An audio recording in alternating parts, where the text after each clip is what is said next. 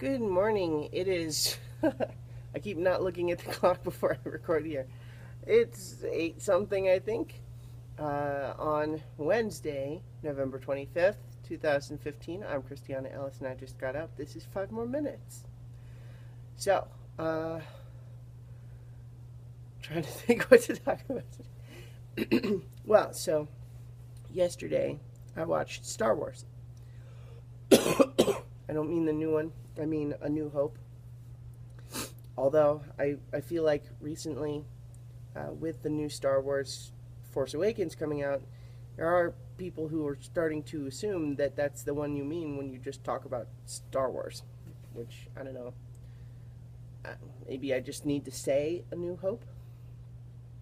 In any case, it was slightly out of order in terms of my rewatching all 6 Star Wars movies. But as previously suggested, I have been reading through the novelization of Revenge of the Sith. Um, I may still watch the movie also, but what I will say is that the novelization is way better. It takes kind of what I've been saying, which is that I think the story, like the plot level stuff, is really not so bad in the prequels. It's just there's a lot of scene by scene execution stuff that's not great. And the novelization in episode 3 just gives so much more nuance to the motivations of the characters. The dialogue is improved a bit. Um, Conversations can go on longer. It's it's a pretty dramatic improvement, but I feel like it goes well, like with the movie. Like now that I'll have known this stuff, I can probably take some of that back into a watching of the movie and enjoy it more. Um, so I definitely am enjoying that, but I'm only halfway through with that, so I'm not counting this as the review for that exactly. But so last night, just because it kind of came up, that my dad mentioned he hadn't seen Star Wars in a long time, we decided to watch it. And here's the thing: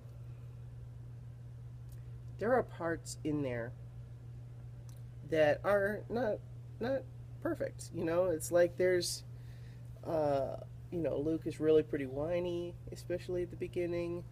There's some weirdness with pacing here and there.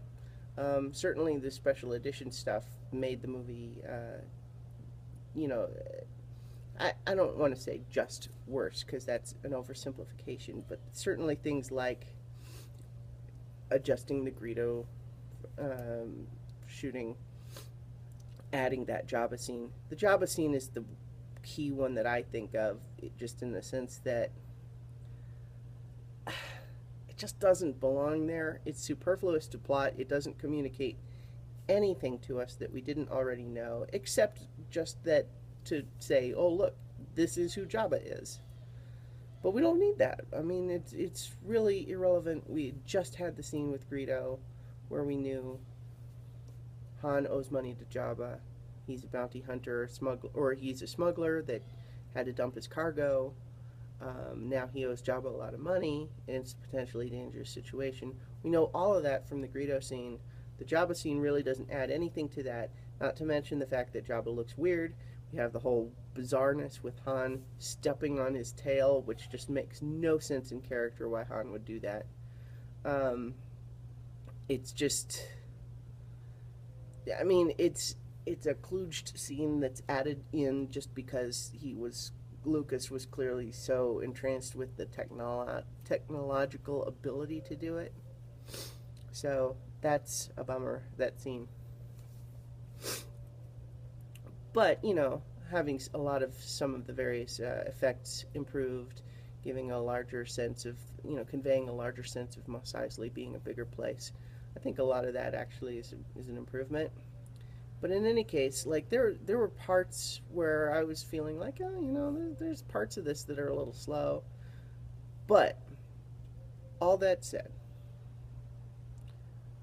when we're getting there into the latter half of the trench fight, um,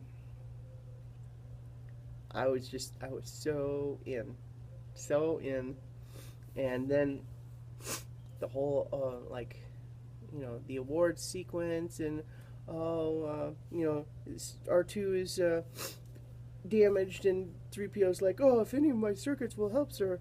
And then the awards ceremony, I was tearing up a little bit, and